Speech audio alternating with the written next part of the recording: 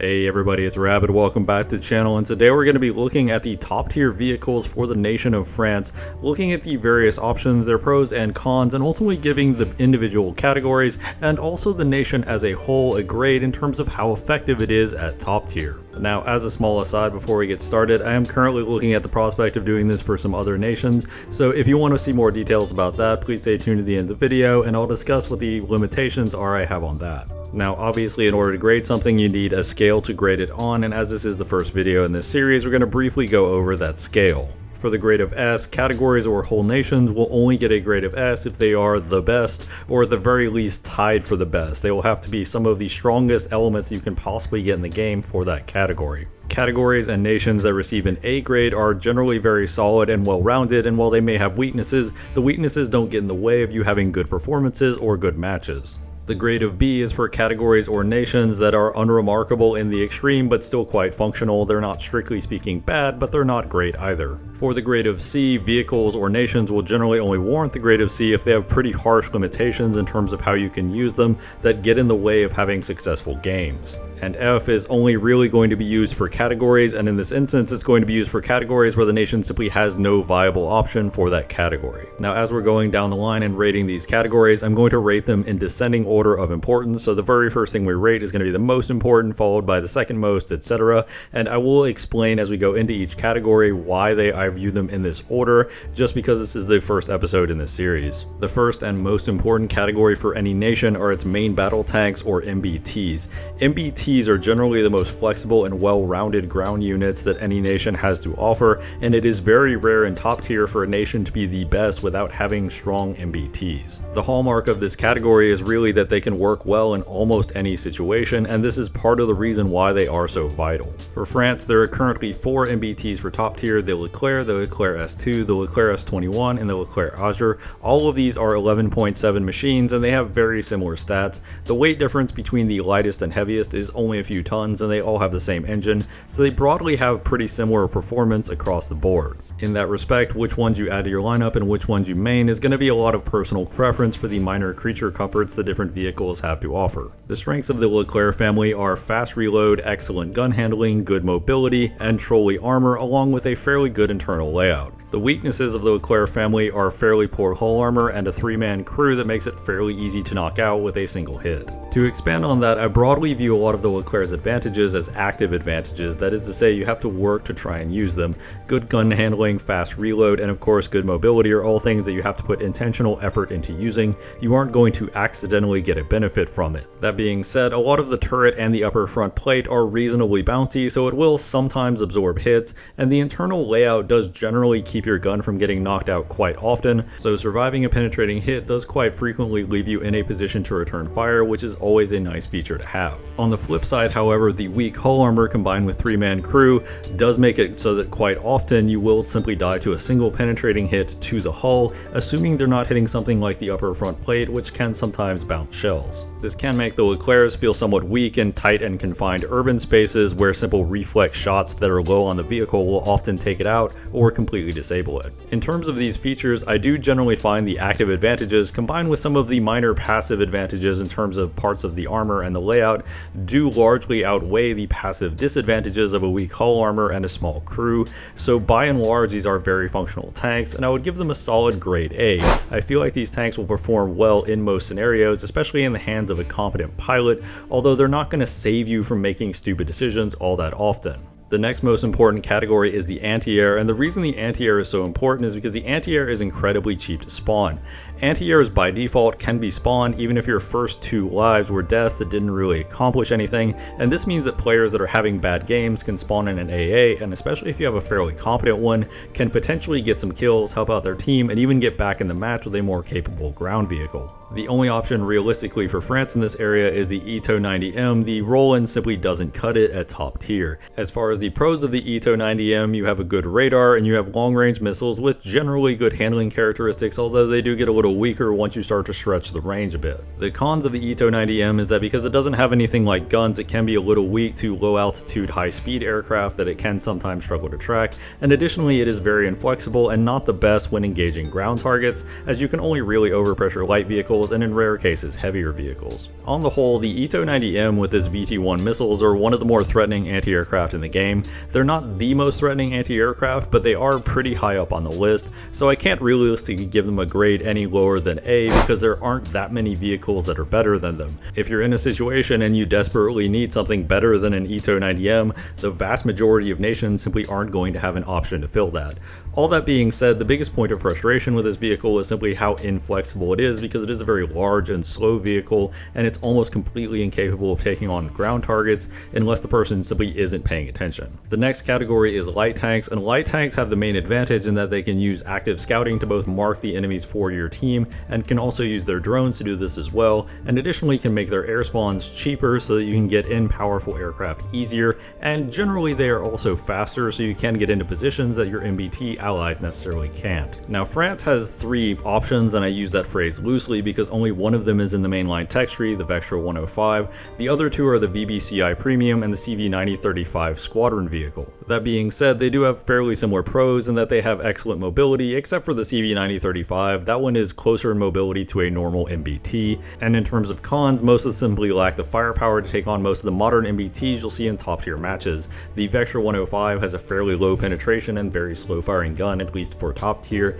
and the VBCI and CV9030L have a pretty low rate of fire autocannon that only pens a little over 100mm, so it can struggle, especially with things like the ERA on the sides of a lot of modern tanks. Rating these vehicles is actually fairly straightforward because in top tier matches all of these vehicles are effectively grade C. You might occasionally stumble across a light vehicle that you can take on head on relatively easily, however a lot of your opponents will be MBTs that are going to require fairly precise shots. Meanwhile, most of these MBTs can in turn just click on the middle of you, so you can't really fight a lot of enemies from the front basically at all. That being said, if you can get into flanking positions, their guns are generally adequate if a little underwhelming for this kind of role, so they are functional, just not very good. For the next category, we have attack helicopters, and attack helicopters are more important than fixed-wing aircraft largely because attack helicopters are cheaper to spawn, they're cheaper to repair, they're actually easier to research now that you can use ground vehicles to get them so you don't have to go through entire air trees to get access to air support, and in addition to that they use terrain a lot more efficiently than planes,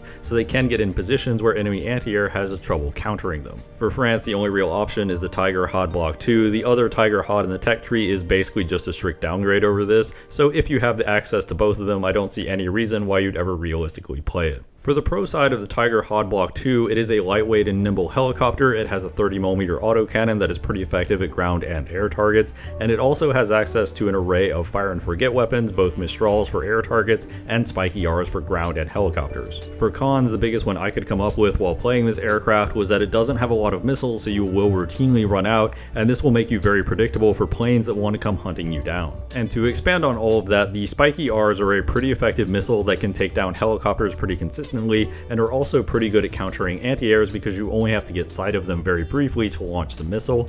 The Mistrals are okay, they're not the most usable in the world, they're about on the par with a Stinger, but of course you can't just kind of ripple fire them at an aircraft that is coming at you, and if you already have your gun locked on, they're going to have difficulty dodging the missiles and also dodging your gun at the same time. That being said, you could easily fire all 4 Mistrals and not hit anything because they aren't that consistent of a missile, and 8 Spiky R's on average was only netting me about 3, maybe 4 kills because the Spiky R's are pretty inconsistent in both hitting and destroying targets, especially because they are so slow, so it's very easy for a target to either break line of sight or just get taken out before they arrive. The Tiger Hod Block 2 is a fairly easy helicopter to grade in that it's pretty comfortably an A.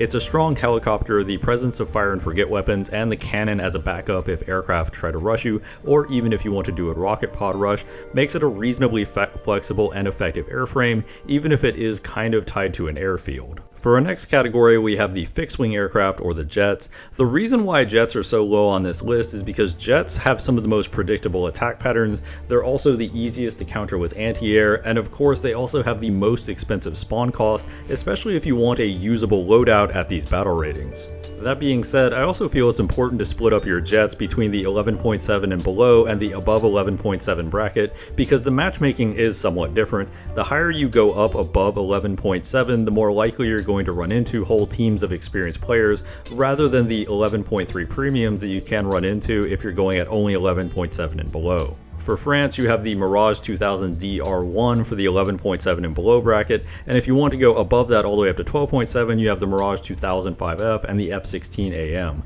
The pros of these aircraft are actually pretty similar. They all have effective missiles, and they all have good targeting pods with thermal imaging in the form of the Lightning II. The cons are, they're expensive to spawn. I actually don't have many cons for these airframes. These are all really effective multi-role airframes that can take a good array of ground and air ordnance and actually be really effective in both roles. In fact, this is probably one of the strongest air lineups in the entire game because you have so many options between Mikas, AMRAAMs, Magic 2s, AIM-9Ms, you have AGM-65Ds, you also have AS-30Ls, you have a multitude of laser-guided bombs. This is just the most flexible that any air tree really is, and that makes this an easy S grade. While some countries may have individual aircraft or individual weapons that are better, no country can really match France for overall versatility, and all three of these aircraft are pretty effective multi-role fighters. Even the Mirage 2000 DR1, it lacks an internal gun. The two Magic 2s are still very effective, especially in the 11.7 and below bracket, where enemy air doesn't tend to be as competent as it is in the 12.7 bracket. This is pretty solidly the best air lineup in the game in my opinion, and that is why I'm giving it the S grade. And of course, somebody has to be dead last, and for top tier it is the tank destroyers. Tank destroyers tend to have a fairly sedentary playstyle, which doesn't go that well with top tier. Although there are some that are successful, they are few and far between. France only has one option that is even remotely viable, and that is the Mephisto. The Mephisto can be characterized as having excellent speed, it has a hammerhead turret so you don't have to expose the entire vehicle while firing, and it has 4 missiles ready to fire. The biggest con are its fairly limited stowage of ammo, only 12 rounds, but more importantly it is the ammo itself. The Hot 2s are not a very effective missile. Now to clarify and wrap back up on those points, the Mephisto is fantastically effective at lower battle ratings, especially at its own battle rating, because its incredible speed allows it to get into really annoying positions very quickly, and the turret is incredibly efficient at taking advantage of any kind of elevation. That being said, the Hot 2s very much let it down. They have fairly poor handling in general. 800mm of penetration may seem like a lot until you get to top tier and realize that a lot of vehicles chemical protection is really excessive.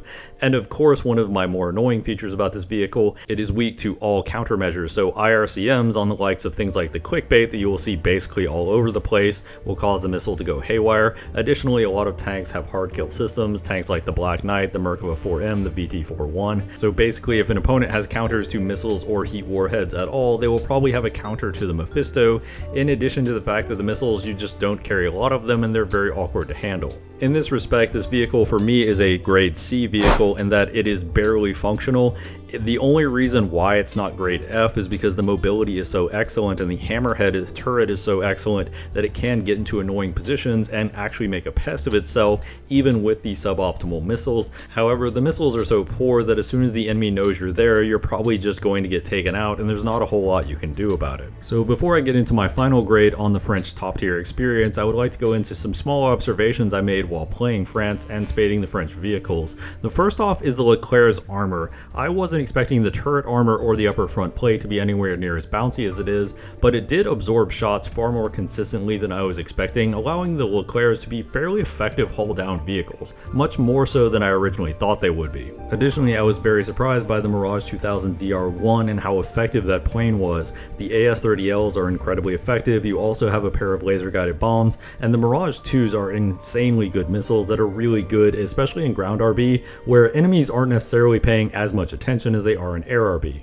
Additionally, the Mirage 2000 DR1 could often hold its own against other fighters, even things like F-15s, so I actually really enjoyed the aircraft and I'm surprised that I haven't seen any more about it because I do consider it to be one of the more effective 11.7 and below options for CAS at top tier. And just for reference, here's my current preferred lineup for French top tier. Putting all my experiences with French top tiers together, I would have to give the lineup as a whole a solid grade A. The Leclerc was such a reliable and effective backbone that it could serve the lineup really really well in most situations, even though it's lacking a true light tank now. The Ito was good enough for an anti-air in most situations, and the air assets were remarkably good between the Tiger Hod Block 2 and the Mirage 2000s. French players on the team could really control the skies. In fact, I had multiple instances where between my Mirage 2000 and other French players, there were 3 Mirages that were basically fully in control of the air at all times, which creates a really interesting scenario with the Leclerc MBTs, because if you see a Leclerc that is already on several kills, taking them down could be an Obi-Wan Kenobi situation where they become more powerful than you can possibly imagine as they proceed to pile drive you with an AS-30L from orbit. Overall, I had fun with French top tier. I enjoyed the majority of the vehicles. I found a lot of them were incredibly good and incredibly well rounded, and I came away somewhat surprised that France top tier isn't talked about any more than it is. And that wraps up our video. Now, I said at the beginning that I would give you some details on exactly how I could do these.